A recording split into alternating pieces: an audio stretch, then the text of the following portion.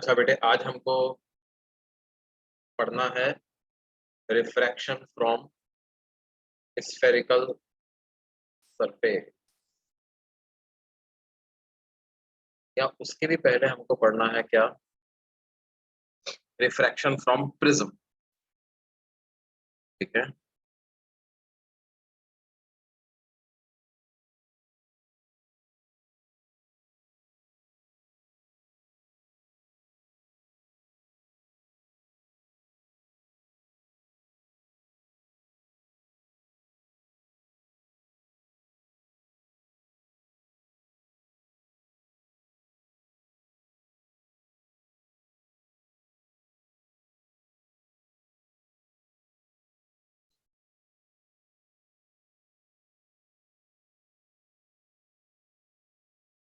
Last class में हम लोगों ने क्या पढ़ा था बेटे?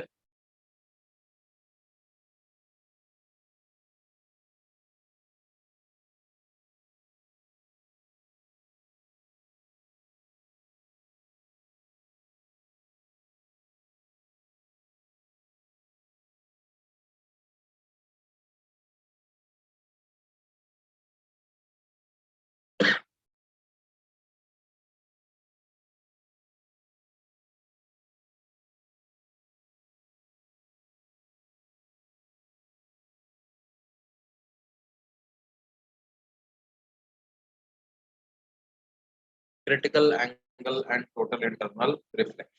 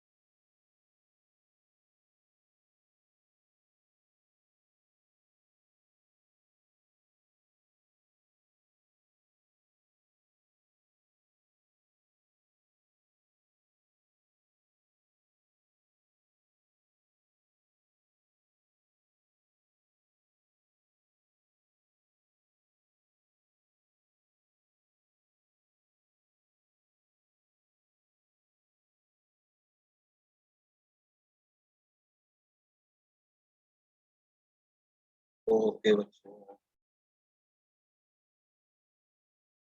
मैं एक बार देख लेता हूँ पुराने नोट्स में हमने कहाँ तक पढ़ा था,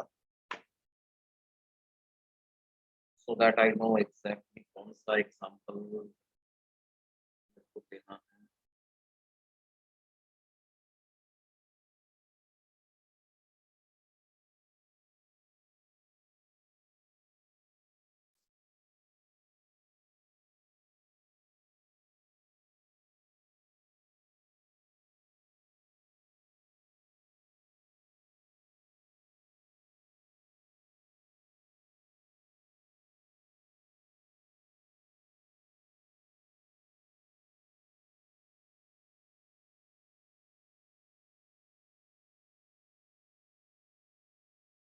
अपनी आखिरी क्लास कब हुई थी बच्चों? काफी पहले हुई थी क्या? 26 को हुई थी क्या?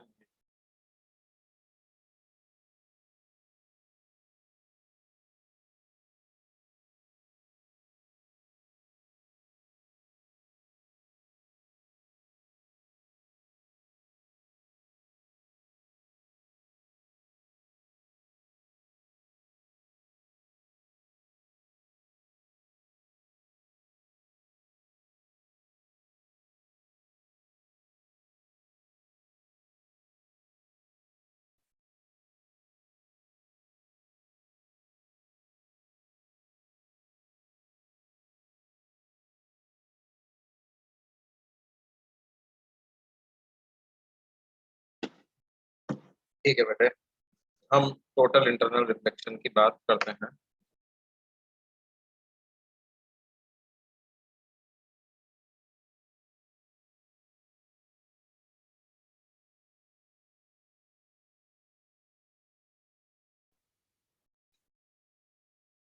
जैसे देखो हमारे पास क्या है, एक इंटरफेस है इस तरह का, ठीक है, और रिफ्रैक्टिव इंडेक्स है, एक मीडियम का रिफ्रैक्टिव इंडेक्स है 5/3, दूसरे मीडियम का रिफ्रैक्टिव इंडेक्स है 6/5, और लाइट जो है वो इस 5/3 रिफ्रैक्टिव इंडेक्स वाले मीडियम से इंसिडेंट होती है और 75 डिग्री एंगल पे incident gets incident at 75 degree angle. अब हमें पता लगाना है व्हाट विल बी द, दो बातें, what is the critical angle for given pair of interfaces, for given pair of medium, and also find the angle of deviation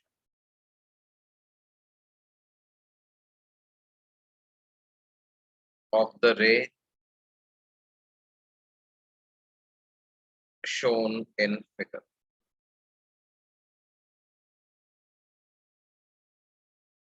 ये हमको पता कर,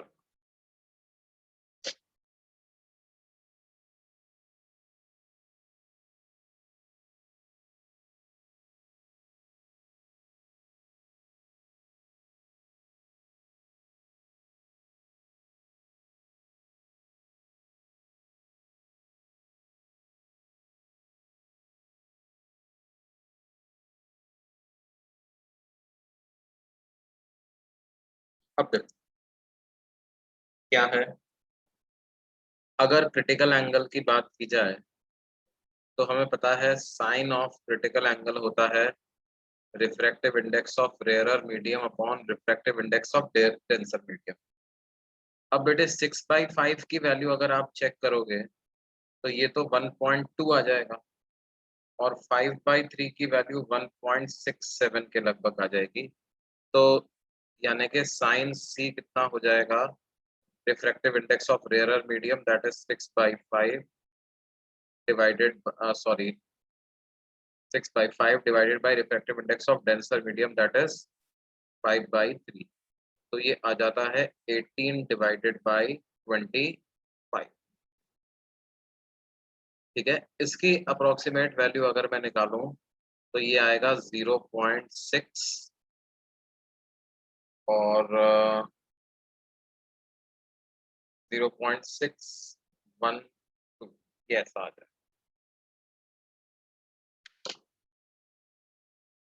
ठीक है बेटे, सॉरी ये 0.72 आ जाए, 0.7।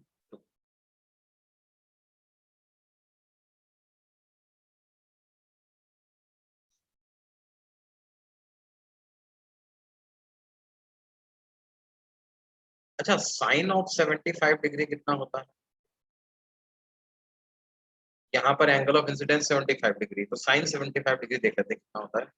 ये होता है √3+1 डिवाइडेड बाई 2√2। ठीक है, आप ऐसा करो, इसको सिंपली कैलकुलेट करने के लिए रैशनलाइज कर दो, √2 से मल्टीप्लाई डिवाइड कर दो, तो ये आ जाएगा √6 प्लस √2 डिवाइडेड बाई 4। √6 कितना होता है बेटे, 2.44, और ये होता है लगभग 1.41 होल डिवाइडेड बाई 4।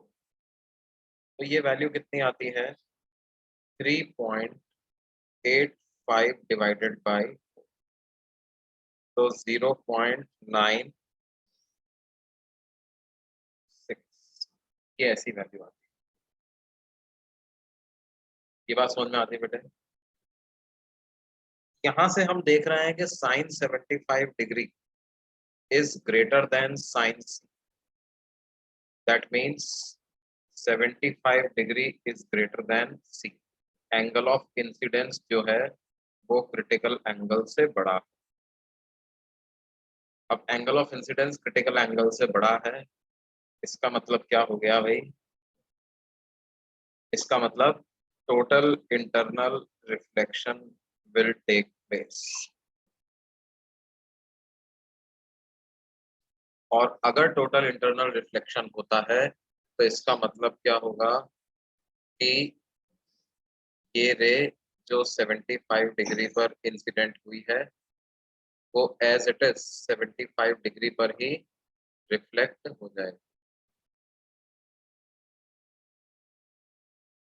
हमसे पूछा जाए डेविएशन पता करो, तो डेविएशन कितना होगा? 180 minus 2 into 75 degree, that is deviation will be 180 minus 150, that is 30 degree का डेविएशन होगा। ये बात समझ में आती है बच्चों?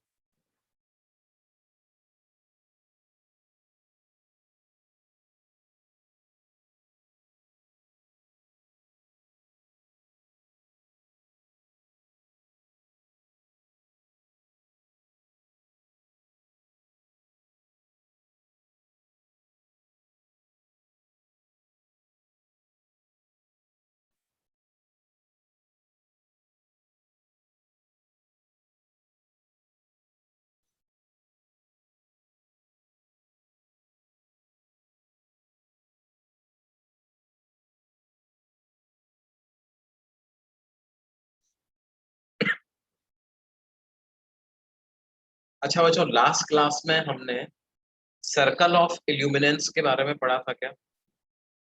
सर्कल ऑफ इल्यूमिनेंस या radius of illuminance. Okay. Okay good.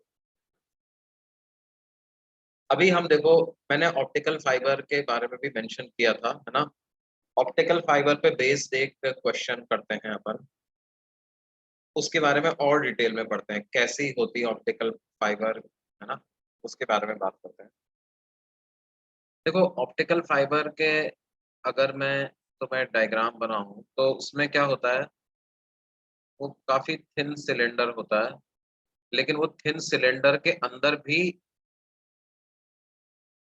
वो अपने आप में एक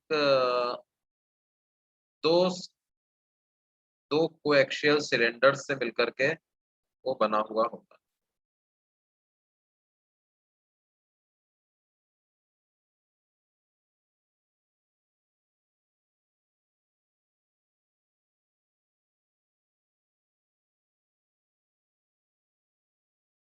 कुछ इस तरह का अरेंजमेंट होता है।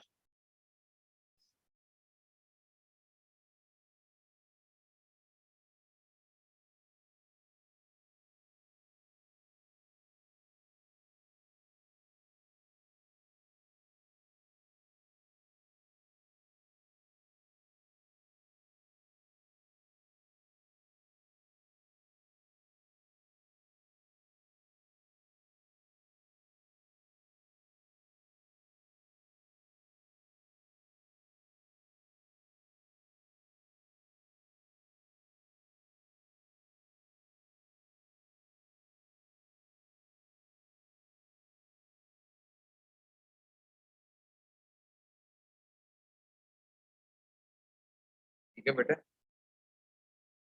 तो जो इनर सिलेंडर होता है उसको बोलते हैं क्या? Inner cylinder is called as core, और आउटर पार्ट जो इसका होता है उसको बोलते हैं cladding. Inner part is called as core, outer part is called as cladding. ठीक है। और इसको अगर हम ऐसे कट करके देखें, है ना, तो ये कुछ ऐसा दिखाई देगा। कैसा?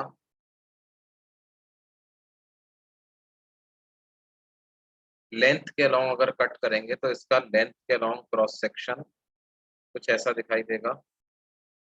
दो रेक्टेंगल्स दिखाई देंगे मेरे को।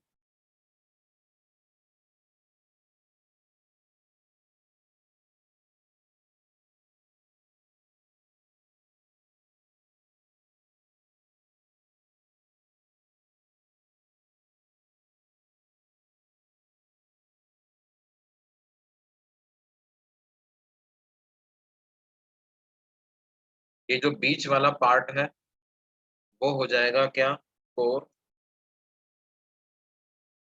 और ऊपर नीचे वाले पार्ट क्या कहलाएगा, क्लैडिंग।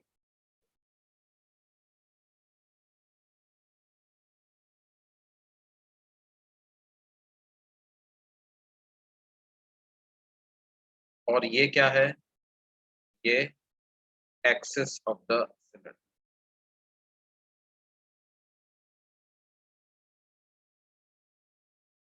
अब देखो, बाहर कोई मीडियम है जिसका रिफ्रैक्टिव इंडेक्स है, कोई भी सराउंडिंग्स है, ये ऑप्टिकल फाइबर केबल को रोड पे भी बिछा सकते हैं, इसको समुद्र में भी बिछा सकते हैं। इनफैक्ट इंटर कॉन्टिनेंटल जो ब्रॉडबैंड डेटा ट्रांसफर होता है वो ऑप्टिकल फाइबर केबल्स जो कि समुद्र के अंदर से बिछी हुई हैं उनके थ्रू ही ये डेटा ट्रांसफर होता है। तो हम मानते हैं कि कितने एंगल पर हम रे को इंसिडेंट करें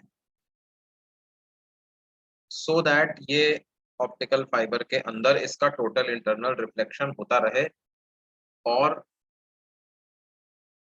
ये ट्रांसमिशन इसका ठीक से हो जाए। अब देखो क्या है,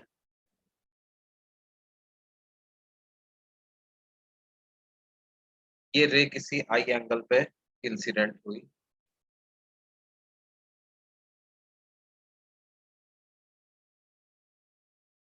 अच्छा, एक minute, just give me moment.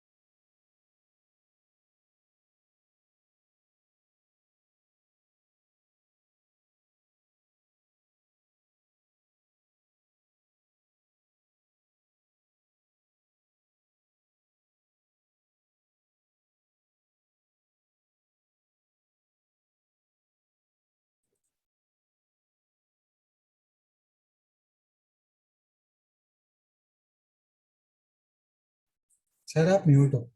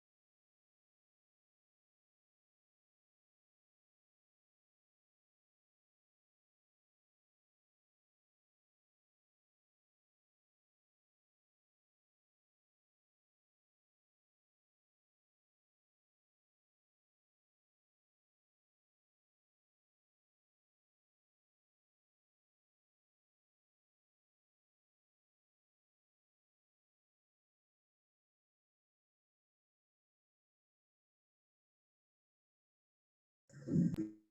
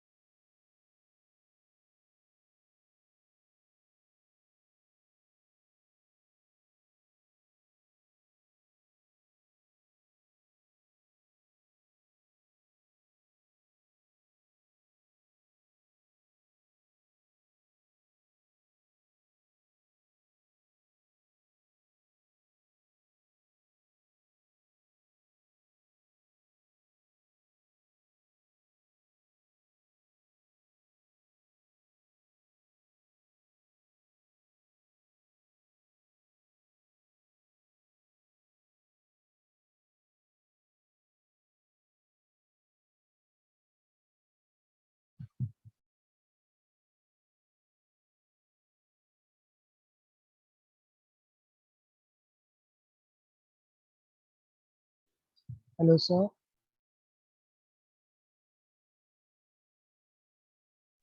Sir आपका माइक म्यूट पे है।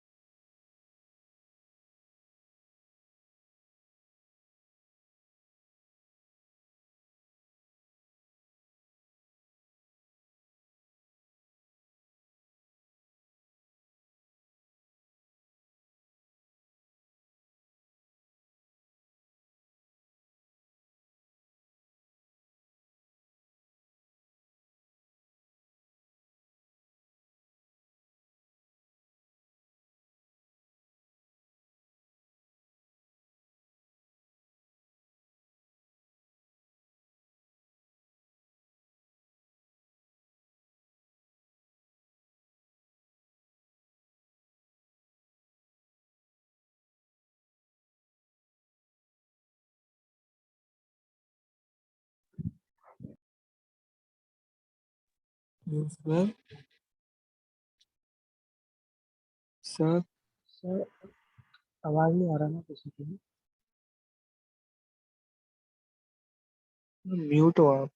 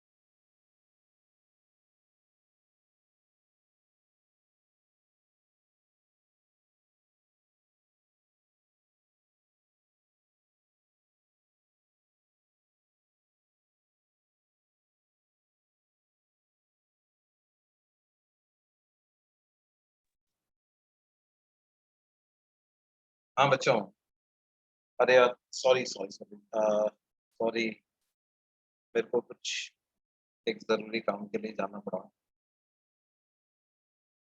तो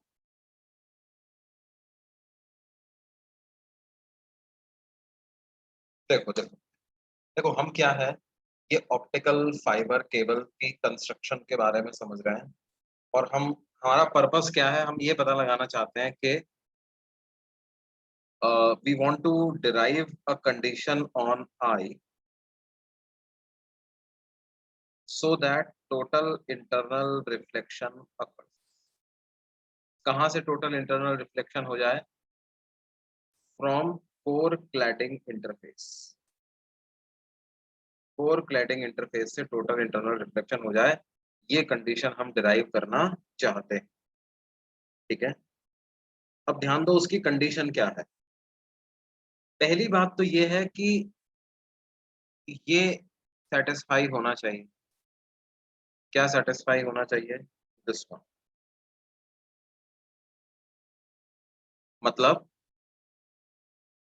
कोर का रिफ्रैक्टिव इंडेक्स ज्यादा होना चाहिए in comparison to cladding. Core से क्लैडिंग जाएंगे, मतलब डेंसर से रेयरर मीडियम में जाएंगे, तभी टोटल इंटरनल रिफ्लेक्शन होगा। ठीक है, डेंसर से रेयरर मीडियम में जाते समय ही टोटल इंटरनल रिफ्लेक्शन होगा। और दूसरा क्या है, एंगल ऑफ इंसिडेंस जो है, तो इस इंटरफेस के लिए एंगल ऑफ इंसिडेंस है 90 माइनस आर। ये साइन क्रिटिकल एंगल से बड़ा होना चाहिए। दोनों तरफ साइन मैंने ले लिया, तो आ गया cos r should be greater then sin c। Now what is sin c? sin c की वैल्यू मुझे पता है। sin c की वैल्यू मैं पुट कर देता हूँ। sin c होता है refractive index of rarer medium upon refractive index of denser medium. So what is refractive index of rarer medium? N2. What is refractive index of denser medium? That is N1. तो sin C की value बराबर होगी N2 by N1 के। तो cos R should be greater than N2 by N1, ऐसा होना चाहिए। अब cos R की वैल्यू कैसे लेके आए? ये वाला रिफ्रैक्शन कंसिडर करते हैं सराउंडिंग से कोर में। तो मेरे पास क्या आ जाएगा, refractive index of surroundings into sin I is equal to refractive index of core, that is n1 multiplied by sin I। तो यहाँ से sin I की क्या वैल्यू आएगी मेरे पास, ns sorry sin R, RHS में क्या बनेगा, sin R। तो ये sin R की क्या वैल्यू आ जाएगी बेटे, ns sin I divided by n1। ये वैल्यू आ गई किसकी, sin R।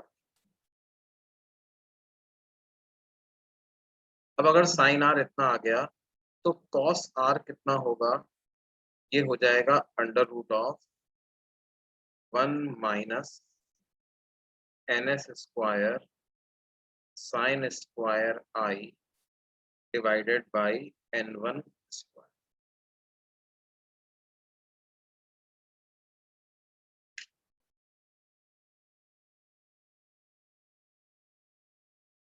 ठीक है, ये cos R की इतनी वैल्यू आ जाएगी।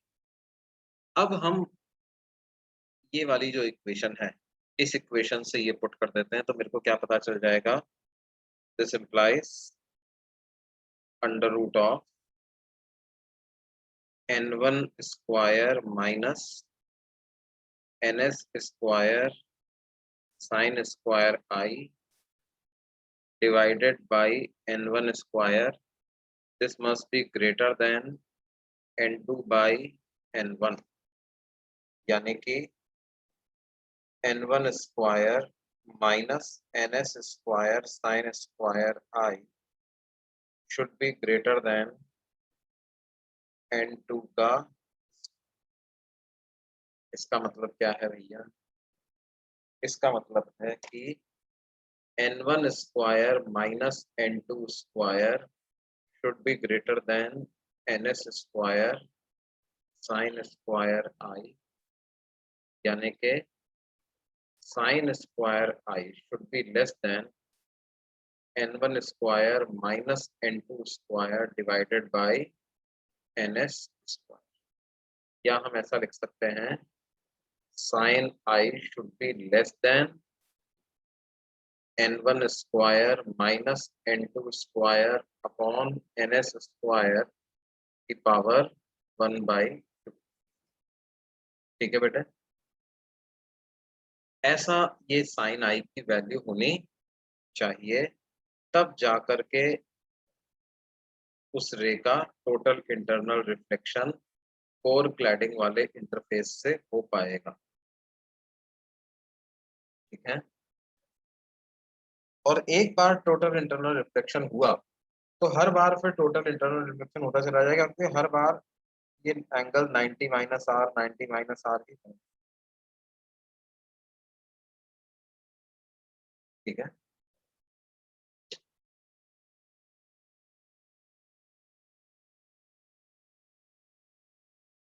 सराउंडिंग्स और कोर का इंटरफेस रिफ्रैक्टिव इंडेक्स सेम होना चाहिए। क्यों भाई, सेम क्यों होना चाहिए?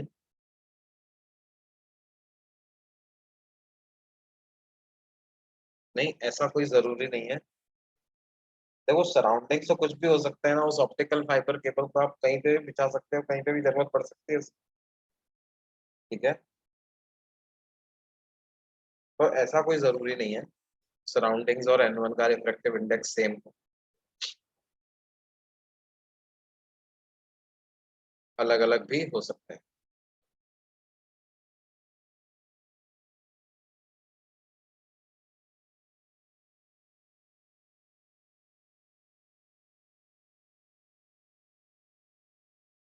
नहीं, याद रखने की जरूरत नहीं है।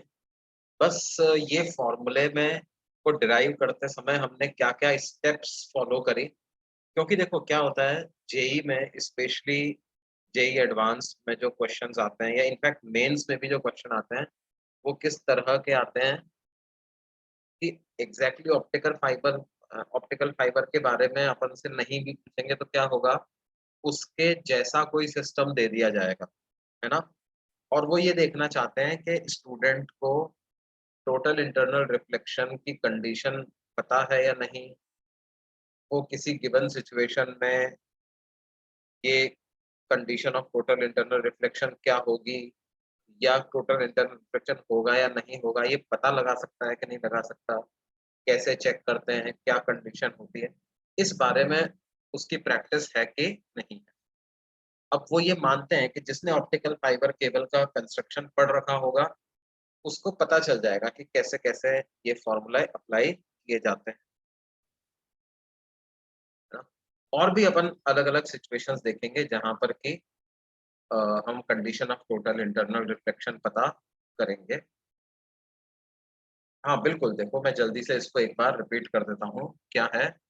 ऑप्टिकल फाइबर केबल बेसिकली क्या होती है, बहुत पतली सी केबल होती है, सिलेंड्रिकल वायर होता है, और एक इनर सिलेंडर होता है जिसको बोलते हैं कोर, और उसके बाहर वाली जो लेयर होती है उसको बोलते हैं क्लैडिंग। और इस इसका अगर मैं ऐसे लेंथ के अलोंग कट करूं इसको, है ना, और लेंथ के अलोंग कट करके इसका क्रॉस सेक्शन देखूं, तो वो इस तरह का नजर आएगा, राइट। और बीच वाला पार्ट कोर, और आसपास की लेयर जो है उसको कहेंगे क्लैडिंग। कोर का रिफ्रैक्टिव इंडेक्स n1, क्लैडिंग का रिफ्रैक्टिव इंडेक्स n2। अब एक रे ऑफ लाइट जो है वो सराउंडिंग्स में ट्रेवल करती हुई आती है, आई एंगल पे इंसिडेंट होती है। हमें ये पता लगाना है कि कितने एंगल पे हम इंसिडेंट करें ताकि ये कोर के अंदर ही रिफ्लेक्ट होती होती जाए। तो हमने कहा कि भाई एक तो क्या होना चाहिए, टोटल इंटरनल रिफ्लेक्शन की कंडीशन की जो इंसिडेंस होना चाहिए वो डेंसर मीडियम में होना चाहिए। तो कौन सा इंसिडेंस, दिस इंसिडेंस, ये वाला इंसिडेंस, है ना, इस इंटरफेस पे जो इंसिडेंट होना चाहिए, क्योंकि यहीं से तो टीआईआर करवाना चाहते हैं अपन।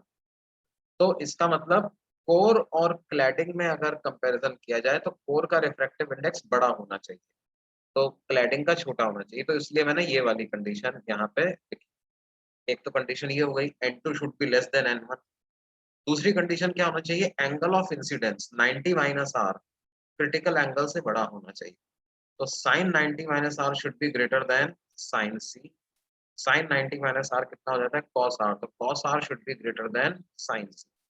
तो साइन सी की क्या वैल्यू आ जाएगी N R by N D, या उसको क्या लिखेंगे N2 by N1, refractive index of rare medium upon refractive index of denser medium, ये साइन सी की वैल्यू आ जाएगी। ये तो मतलब ये तो साइन सी होता ही है, ये हमें पता है राइट।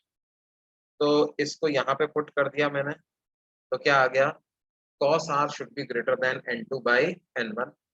अब cos r की वैल्यू कैसे पता लगाएं, इस वाले इंटरफेस पर हम कंडीशन लगा दें किसकी, रिफ्रैक्शन।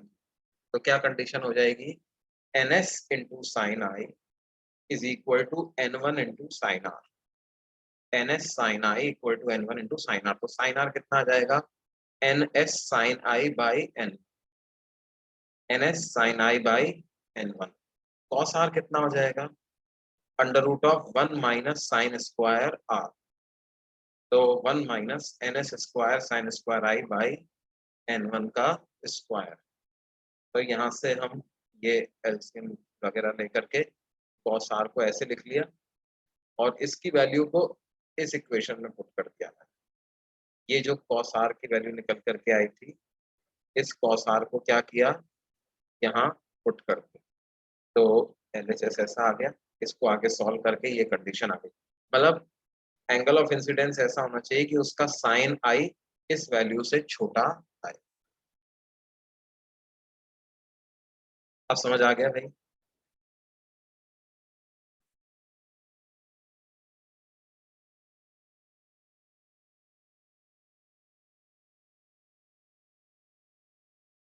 फोर में कौन सा मीडियम होगा बेटे, ये क्या है, हम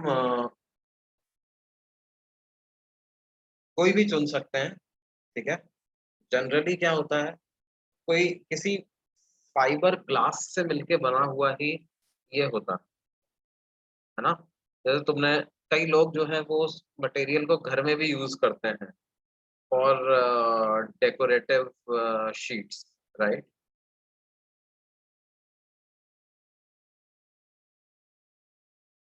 तो ये जो ऑप्टिकल फाइबर केबल्स होती हैं वो एक तरीके का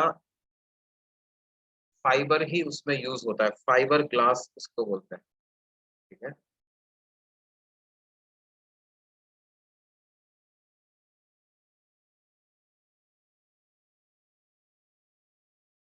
और देखो ग्लास बेसिकली अगर उसके केमिकल कंपोजिशन की अपर बात करें तो वो सिलिका का ही कोई रूप होता है ना, सम वर्जन ऑफ सिलिका। जो अपना मिरर होता है वो भी सिलिका का ही वर्जन होता है बेसिकली।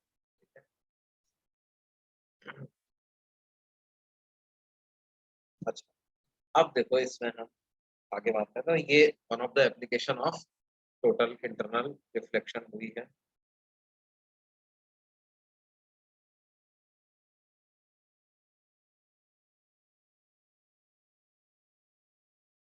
अच्छा देखो, कोई हमसे कहे कि हमने क्या किया,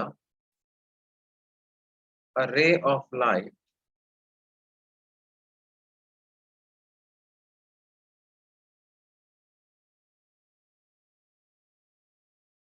is incident on an interface separating two medium. A ray of light is incident on an interface separating two mediums from the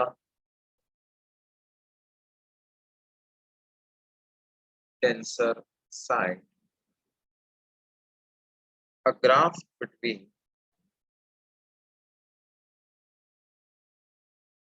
angle of deviation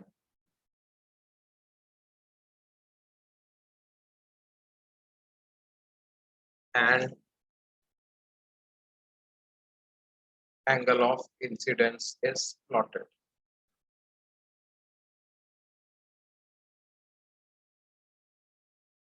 Find the value of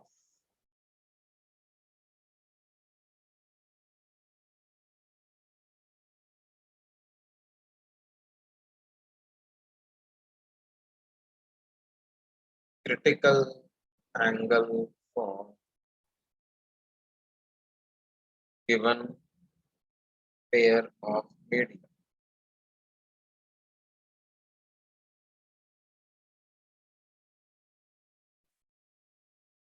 From the graph. जो graph दिया हुआ है उससे हमें क्या पता करना है बच्चों? क्रिटिकल एंगल की वैल्यू पता करनी है। ग्राफ कुछ इस तरह का, ठीक है? कैसा ग्राफ है?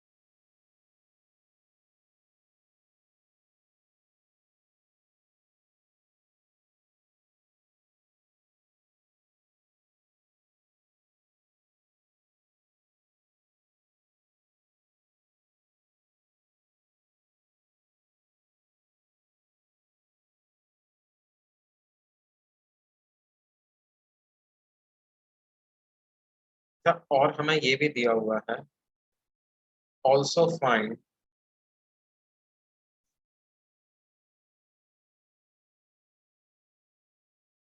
the values of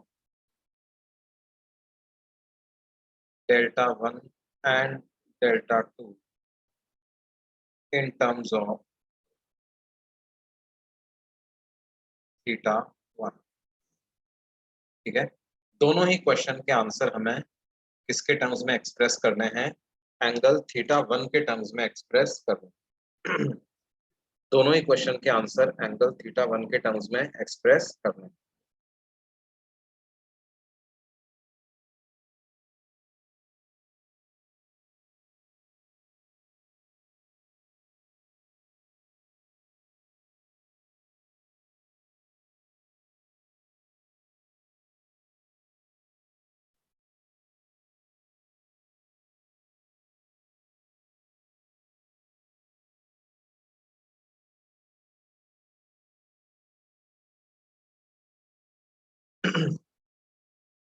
अब देखो हो क्या रहा है, डेंसर से रेयरर मीडियम में रे जा रही, ray is travelling from denser to rarer medium. तो बेटे क्या होगा, जब एंगल ऑफ इंसिडेंस स्मॉल होगा तब तक तो रे रिफ्रैक्ट हो जाएगी,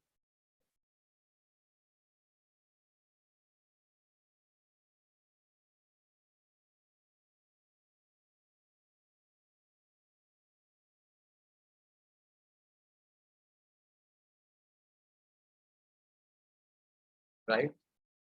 जब तक एंगल ऑफ इंसिडेंस छोटा होगा तब तक तो रे रिफ्रैक्ट हो जाएगी, लेकिन जैसे जैसे एंगल ऑफ इंसिडेंस बढ़ता जाएगा, क्रिटिकल एंगल के बराबर हो जाएगा, तो उस समय पर कितने एंगल पे रिफ्रैक्ट होगी? 90 डिग्री पर रे रिफ्रैक्ट हो जाएगी।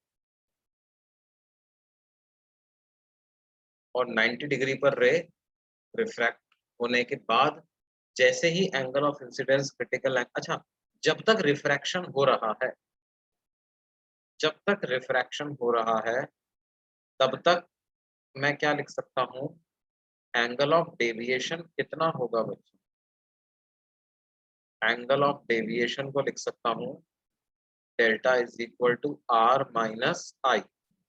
और आर और आई में क्या रिलेशन होगा, ये डेंसर मीडियम है, ये रेयरर मीडियम है, तो N D into sine I बराबर होगा किसके, N R into sine R. तो यानी साइन आर की क्या वैल्यू हो जाएगी, N D into sine I divided by sine R, ये वैल्यू हो जाएगी N D into sine I divided by N R. ठीक है बच्चों, इसका मतलब आर कितना हो जाएगा, sine inverse of N D sine I divided by N R, ये ऐसा आ जाएगा। डेल्टा किसके बराबर हो जाएगा बेटे, आर माइनस आई, आर की ये वैल्यू सब्स्टिट्यूट कर दो, sine inverse N D sine I by N R minus I, ये डेल्टा की इतनी वैल्यू आ जाएगी। अब आई बढ़ता जाएगा तो ये एंगल ऑफ डेविएशन जो है ना, ये भी बढ़ता जाएगा। As I increases angle of deviation also keeps on increasing, क्योंकि देखो आई बढ़ता है आर भी बढ़ता है, डेल्टा आर माइनस आई के बराबर है ना। कुछ लोग सोचेंगे सर आई बढ़ रहा है आर भी बढ़ रहा है, तो उनका डिफरेंस भी बढ़ रहा है, इस बारे में आप कैसे श्योर हो सकते हो, ध्यान दो, R will increase at a greater rate than I. Why? Because ray is traveling from denser to rarer medium. और वो सीधी सी बात है भी कि जब angle of incidence denser medium में 0 होता है तो रेयरर मीडियम में एंगल ऑफ रिफ्रैक्शन भी 0 होता है। जब ये एंगल बढ़ता है तो इधर भी एंगल बढ़ता है, लेकिन जितना एंगल ऑफ इंसिडेंस में इंक्रीमेंट आया उससे ज्यादा एंगल ऑफ रिफ्रैक्शन बढ़ जाता है। तो इसी बात से हमें ये समझ जाना चाहिए कि आर जो है वो आई की तुलना में तेजी से बढ़ रहा है। तो जैसे जैसे एंगल ऑफ इंसिडेंस बढ़ता है एंगल ऑफ डेविएशन उससे भी तेजी से बढ़ता है। ठीक है, एंगल ऑफ डेविएशन जो है वो उससे भी तेजी से बढ़ता है। अब क्या होगा भाई, तो डेल्टा भी बढ़ेगा। अब डेल्टा बढ़ता जा रहा है, यहां तक डेल्टा बढ़ता गया, लेकिन जैसे ही angle of incidence critical angle से बड़ा होगा, जैसे ही angle of incidence critical angle से बड़ा होगा, क्या होगा, रे बाहर तो जाएगी नहीं बल्कि इसका रिफ्लेक्शन चालू हो जाएगा। और कितना एंगल ऑफ डेविएशन होगा, एंगल ऑफ डेविएशन हो जाएगा pi minus 2i angle of deviation हो जाएगा। उसके बाद ग्राफ लीनियर बन जाएगा। तो जब से ये ग्राफ लीनियर बना है हमको समझ जाना चाहिए यहाँ से टोटल इंटरनल रिफ्लेक्शन स्टार्ट हो गया। और जब ये ग्राफ कर्व टाइप का बन रहा है तो इस समय पर रिफ्रैक्शन चल रहा था, और रिफ्रैक्शन के बाद TIR कहाँ पे चालू हुआ है, जब एंगल ऑफ इंसिडेंस θ1 के बराबर था। इसका मतलब θ1 की वैल्यू ही क्रिटिकल एंगल है क्या, बोलो बच्चों, क्या θ1 ही क्रिटिकल एंगल है? वेरी गुड वेरी गुड, किसी ने पूरा आंसर भी निकाल दिया, θ1 ही क्रिटिकल एंगल है। ग्राफ का नेचर चेंज हुआ है एकदम से, है ना। θ1 एंगल ऑफ इंसिडेंस पे ग्राफ का नेचर कर्व हुआ, चेंज हुआ है, कर्व ग्राफ से स्ट्रेट लाइन ग्राफ बन गया, यानी रिफ्रैक्शन होते होते रिफ्लेक्शन स्टार्ट हो गया। तो θ1 को लिख देंगे this is equal to critical angle. अब डेल्टा 1 की बात करें तो डेल्टा 1 एंगल ऑफ डेविएशन कब है, when refraction is going on, है ना। तो और क्रिटिकल एंगल पे इंसिडेंस भी हुआ है, लेकिन जस्ट क्रिटिकल एंगल पे इंसिडेंस हुआ है, तो उसको हम क्या लिख देंगे, आर माइनस आई। उस केस में एंगल ऑफ रिफ्रैक्शन पाई/2 होता है, तो पाई/2 माइनस सी, ये वैल्यू आ जाएगी किसकी, डेल्टा 1। ठीक है, डेल्टा टू की अगर बात करें तो डेल्टा टू कैसे निकालेंगे भाई? डेल्टा टू ये वाला एंगल,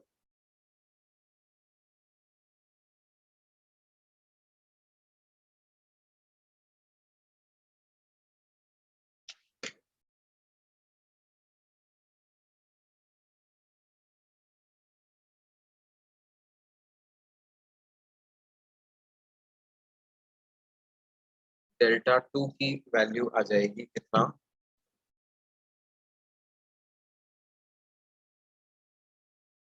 अच्छा, डेल्टा टू क्या है?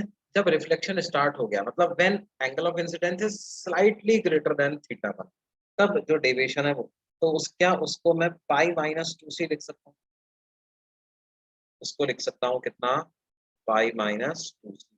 और जैसा कि आप देखो, डेल्टा टू जो है it is twice of delta one, exactly दुगना है।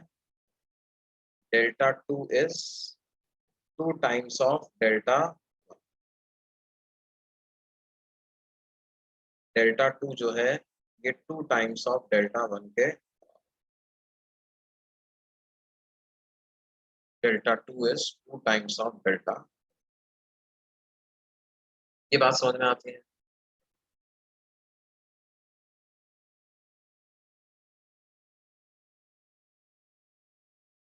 तो ये इस तरह से इसका ग्राफ बनता है।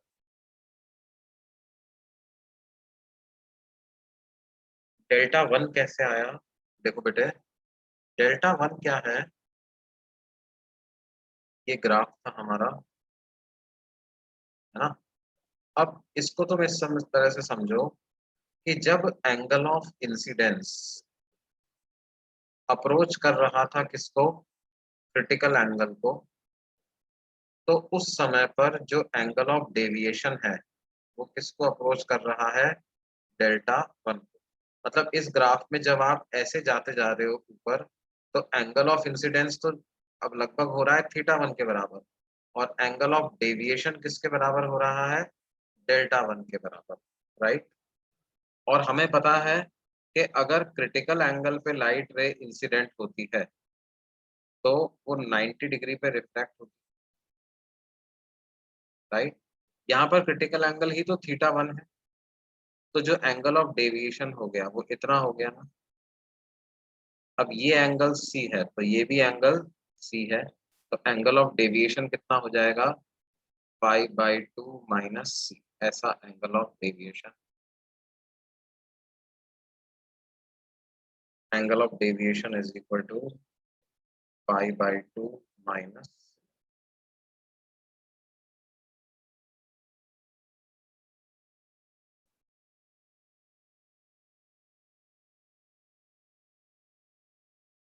ओके,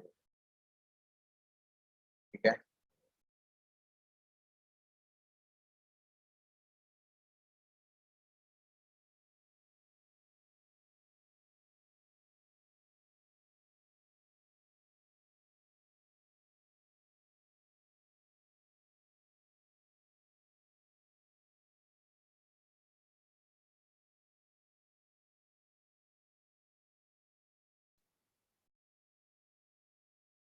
अब देखो, अब हम बात करते हैं किसकी? इसी रिफ्रैक्शन पे बेस्ड होता है क्या? कंसेप्ट ऑफ प्रिज्म, है ना? और to be very precise, prism is also based on refraction from plane surface. Basically हम यहाँ पर बात करेंगे किसकी? Triangular prism.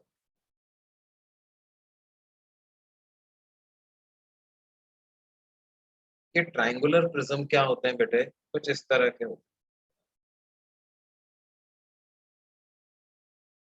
हैं, इनका क्रॉस सेक्शन ट्रायंगुलर होता है।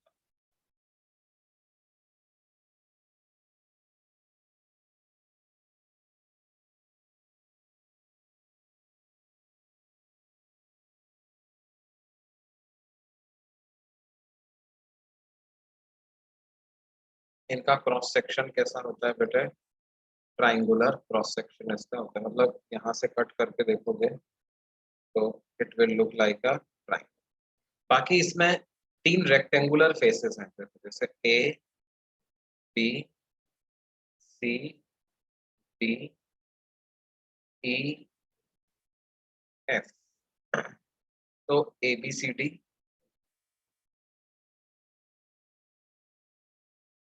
ए B F E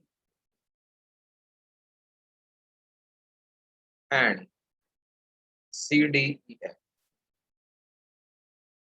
are 3 rectangular faces. Are 3 rectangular ABCD, ABF, CDEF are 3 rectangular faces. ठीक है। अब लाइट रे का रिफ्रैक्शन इस प्रिज्म से किस तरह से करवाया जाता है, देखो हम इसका फ्रंट व्यू देखें, है ना। एक कोई ऑब्जर्वर जो है वो इस तरफ से इसको देखता है, इधर से देखता है, ऐसे देखता है, तो उसको क्या होगा, उसको तो सिर्फ ये ट्राइंगुलर फेस ही दिखाई देगा। That observer will only be able to view this triangular face.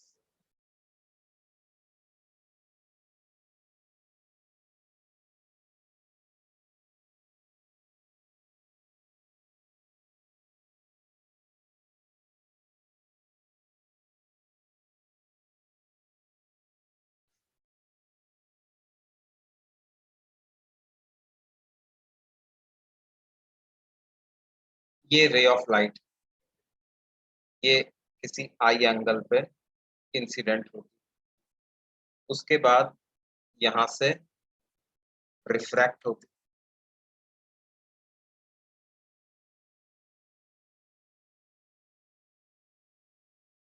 इस तरह से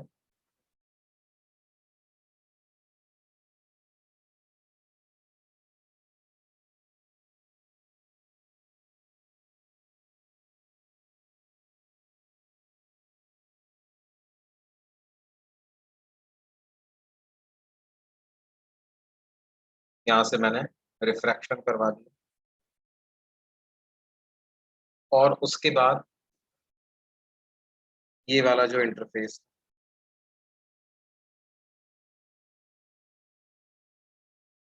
इस इंटरफेस से वापस से रिफ्रैक्शन इसका,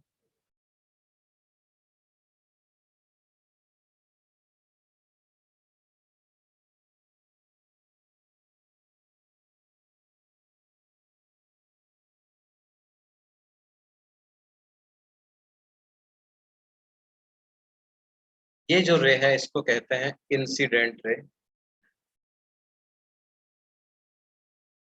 जो प्रिज्म से बाहर आई है उसको कहते हैं इमर्जेंट रे। वो जो नॉर्मल के साथ एंगल बनाती है उसको बोलते हैं एंगल ऑफ इमर्जेंस। यहाँ जो एंगल बन रहा है उस एंगल को नाम दे देते हैं R1, एंगल ऑफ रिफ्रैक्शन 1। इधर जो एंगल बन रहा है उसको नाम दे देते हैं R2, राइट। ये ऐसा है।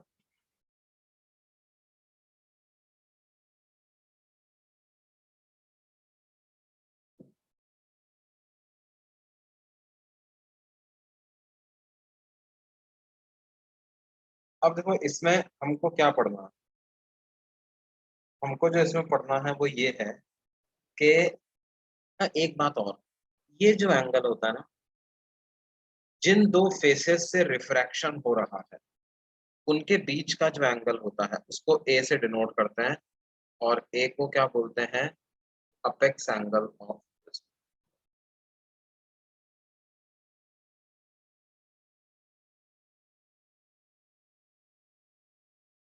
या सिंपली इसको कई बार प्रिज्म एंगल भी बोल देते हैं,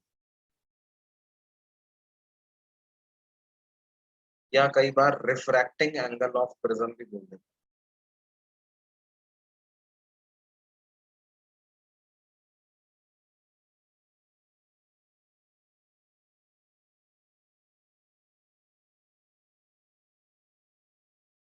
अब ध्यान दो, ये वाला एंगल कितना बनेगा बेटे? What will B this angle?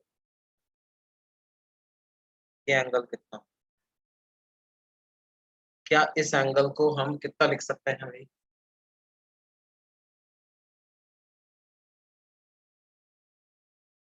-90 R1।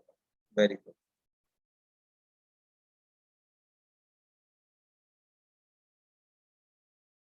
उसी तरह से ये वाला एंगल कितना होगा बेटे? This will B 90 R2। Now look at this triangle. ये जो छोटा वाला ट्राइंगल है ऊपर बन रहा है, ए बी सी, तो मैं प्रिज्म को नाम दे दिया, ये वाले पॉइंट को पी, इसको Q। तो look at triangle AP.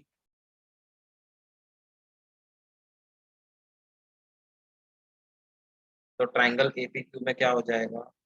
A plus 90 R1 plus 90 R2 is equal to 180 degree, यानी कि A minus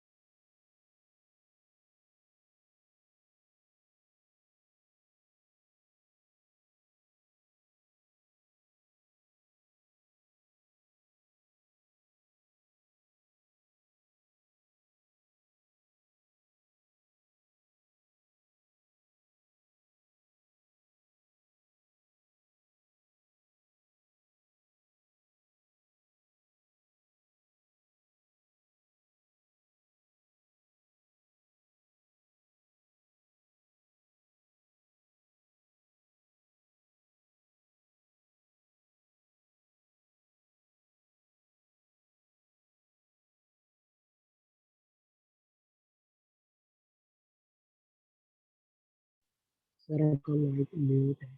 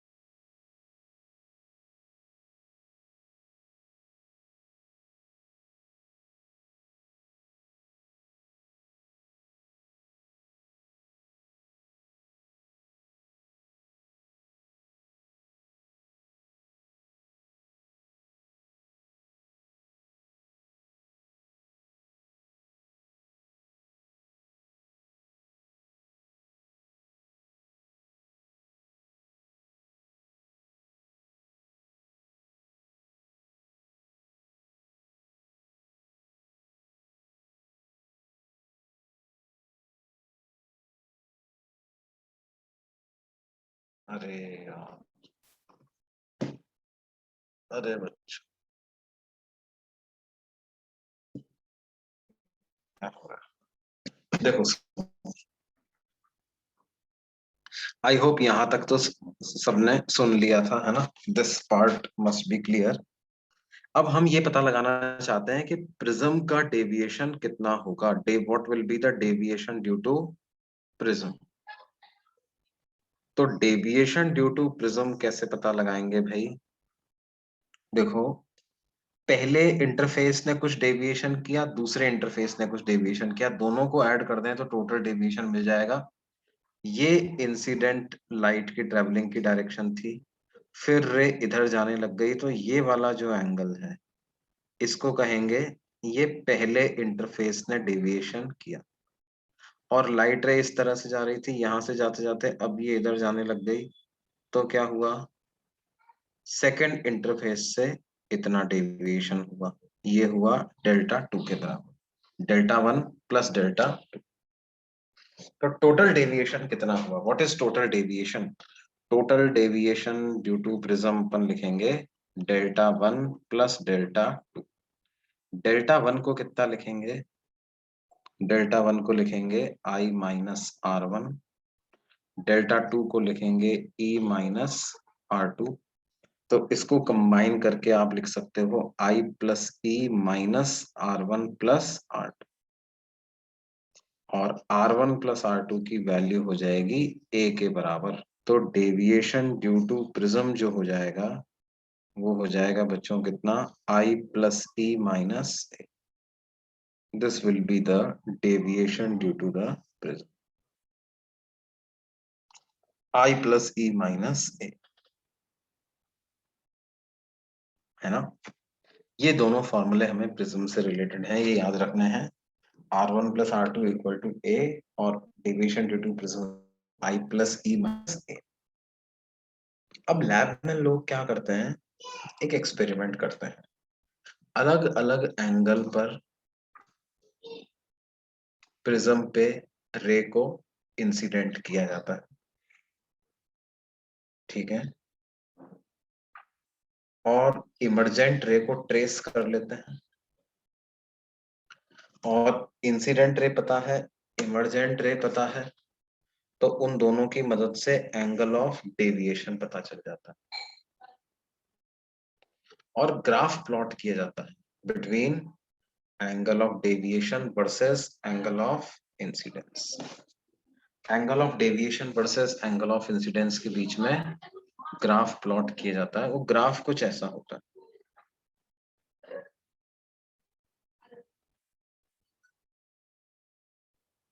angle of deviation versus angle of incidence, ऐसा ग्राफ होता है।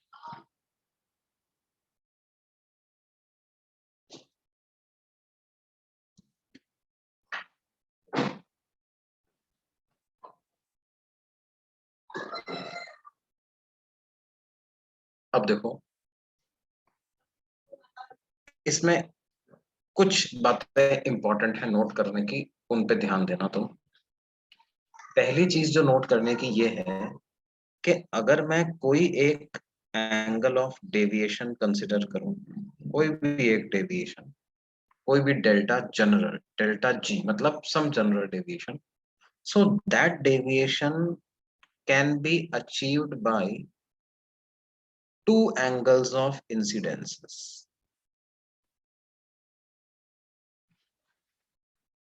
एक ये वाला, एक ये वाला। यही पता चल रहा है ना? मान लो यहाँ पर एंगल ऑफ इंसिडेंस जो है वो θ1 के बराबर आता है, ठीक है? अब इसका कारण बहुत आसान है। ऐसा क्यों? एक डेविएशन दो एंगल ऑफ इंसिडेंस से कैसे अचीव हो पा रहा है, समझो आप। मैंने क्या किया, एक प्रिज्म लिया, उस प्रिज्म पे मैंने लाइट को इंसिडेंट कर दिया एट सम एंगल आई, वो रिफ्रैक्ट हुई, R1 एंगल पे गई, उसके बाद वहां से दोबारा उसका रिफ्रैक्शन हुआ और वो ई एंगल पे चली गई। ठीक है, अब एंगल ऑफ डेविएशन कितना हुआ? पहली सरफेस पर एंगल ऑफ डेविएशन हुआ I माइनस R1, दूसरे पे हुआ E माइनस R2, है ना। एंगल ऑफ इंसिडेंस को मान लो मैं रख रहा हूं कुछ θ1 रख रहा हूं, और मैं मान लेता हूं कि एंगल ऑफ इमर्जेंस जो मेरे को मिल रहा है वो कुछ θ2 मिल रहा है। मतलब इस एंगल पे एंगल ऑफ इमर्जेंस कितना मिल रहा है? θ2 मिल रहा है। अब अगर मान लो हम ऐसा कर दें कि मैं रे को θ2 एंगल पे इंसिडेंट कर, कितने एंगल पे इंसिडेंट कर दूं? θ2 एंगल पे इंसिडेंट कर। अब देखो यहाँ पर इंटरनली एंगल बन रहे होंगे कुछ R1 R2, तो क्या मैं बोल सकता हूं कि अब जब ये रे प्रिज्म के अंदर ट्रेवल तो R2 एंगल बनाएगी यहाँ, है ना। क्योंकि देखो मीडियम तो वही है, और प्रिंसिपल ऑफ रिवर्सिबिलिटी के हिसाब से अगर आपने रे को ऐसे उल्टा कर दिया तो वो सेम उसी तरह से रिफ्रैक्ट होगी, तो इधर एंगल R2 बनेगा। और R1 प्लस R2 बराबर होता है A के। ठीक है, तो A माइनस R2 करेंगे तो फिर से R1 मिल जाएगा, तो यहां पर जब एंगल जो मेरे को मिलेगा वो फिर से क्या मिल जाएगा? R1। और अब देखो ये वाली सिचुएशन रिवर्स हो गई है, तो ये रे ऐसे रिवर्स होकर के इंसिडेंस होगी, तो यहाँ से बाहर मिल जाएगी, इधर R1 आएगा, तो यहाँ से एंगल ये कितने रे एंगल पे बाहर निकलेगी? ये रे I एंगल पे ये रे बाहर, वो I फिर से बराबर हो जाएगा किसके? θ1। I again will become equal to θ1। ठीक है, तो क्या होगा बेटे? यहां पर एंगल ऑफ इंसिडेंस, देखो अब इस केस में एंगल ऑफ डेविएशन क्या लिखेंगे आप? I प्लस E माइनस ए, यानी θ1 प्लस θ2 माइनस। और इधर एंगल ऑफ डेविएशन क्या लिखेंगे? इधर एंगल ऑफ डेविएशन क्या लिखेंगे? फिर से I प्लस E माइनस ए, यानी के θ2 प्लस θ1 माइनस ए। क्या ये दोनों डेल्टा सेम आ रहे हैं क्या बच्चों? देखो भाई, जैसा कि आप पाओगे ये दोनों डेल्टा सेम आ रहे हैं, है ना। और क्योंकि ये दोनों डेल्टा सेम आ रहे हैं तो हम क्या कहेंगे? जब हम एंगल ऑफ इंसिडेंस को θ1 रखें या एंगल ऑफ इंसिडेंस को θ2 रखें, दोनों में एंगल ऑफ डेविएशन सेम आएगा। ठीक है, और बेसिकली होगा क्या कि θ1 रखने पर जो इमर्जेंस आ रहा है उसी एंगल पे लाइट को दोबारा इंसिडेंट करने पर ये जो एंगल ऑफ इंसिडेंस है वो अब एंगल ऑफ इमर्जेंस बन जाएगा, सो दैट दोनों जगह पर डेल्टा की वैल्यू सेम आएगी। दोनों जगहों पर डेल्टा की वैल्यू सेम आएगी, ऐसा हो।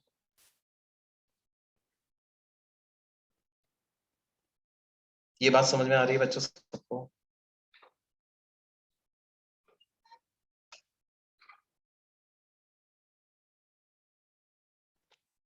This is very important concept in prism कि एक एंगल ऑफ डेविएशन जो है वो दो अलग अलग एंगल ऑफ इंसिडेंस से अचीव किया जा सकता है। ठीक है, now there is one exception to this. कौन सा? ये वाला, वो जो एंगल ऑफ डेविएशन होगा उसको हम लिखते हैं डेल्टा मिनिमम। देखो ग्राफ से क्या हो रहा है, ये डेविएशन मिनिमम है भी सही, इस पे वाई कोऑर्डिनेट ग्राफ का मिनिमम, है ना। ये जो डेल्टा मिनिमम है जब पहले तो मैं ये वाला जो बात थी इसको समराइज कर देता हूं. Any general deviation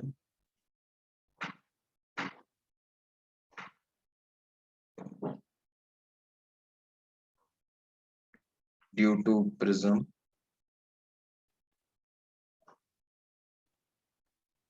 can be achieved by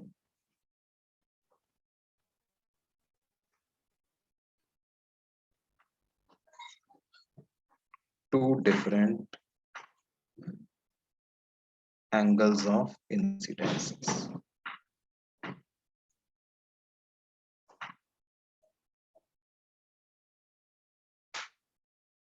But minimum deviation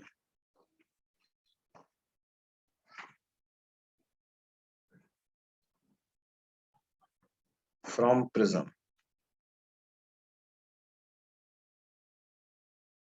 occurs only for one angle of incidence.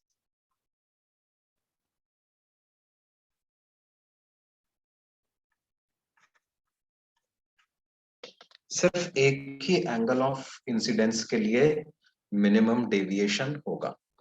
अच्छा, ऐसा कैसे पॉसिबल है यार? क्या यहाँ पे प्रिंसिपल ऑफ रिवर्सिबिलिटी अप्लाई नहीं होगी? प्रिंसिपल ऑफ रिवर्सिबिलिटी तो यहाँ भी अप्लाई होनी चाहिए.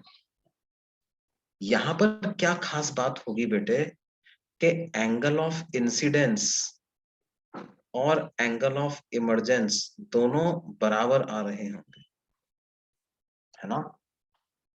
तो उससे क्या होगा, प्रिंसिपल ऑफ रिवर्सिबिलिटी भी अप्लाई हो जाएगी और इस ग्राफ का नेचर भी एक्सप्लेन हो पाएगा कि एक एंगल ऑफ डेविएशन के मिनिमम एंगल के लिए एक ही एंगल ऑफ इंसिडेंस हो सकता है ना? हम यहाँ पे लिख सकते हैं that to achieve minimum deviation from prism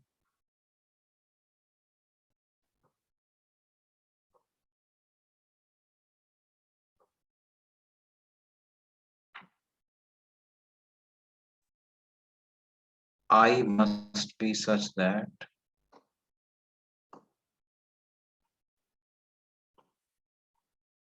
angle of emergence is equal to angle of incidence. Angle of वो होना ही ऐसा चाहिए कि एंगल ऑफ इमर्जेंस किसके बराबर हो, एंगल ऑफ इंसिडेंस के. तभी हम कह सकते हैं कि उस केस में जो एंगल ऑफ डेविएशन आया है वो मिनिमम है. ठीक है. एंड ऑफ कोर्स R1 और R2 भी सेम हो जाना चाहिए. एंगल ऑफ इंसिडेंस और एंगल ऑफ इमर्जेंस सेम हो जाएगा. इसका मतलब R1 must also become equal to R2 and both of them must become a/2. ठीक है. खैर ये वाला पॉइंट अपन अगली क्लास में कंटिन्यू करेंगे. ठीक है. For now you have to complete section C of exercise 1, part 1, part 2, section C, and we will meet in the next lecture. ठीक है. Okay, take care guys, bye. Sir मुझे doubt है. हाँ sir, thank you sir. Sir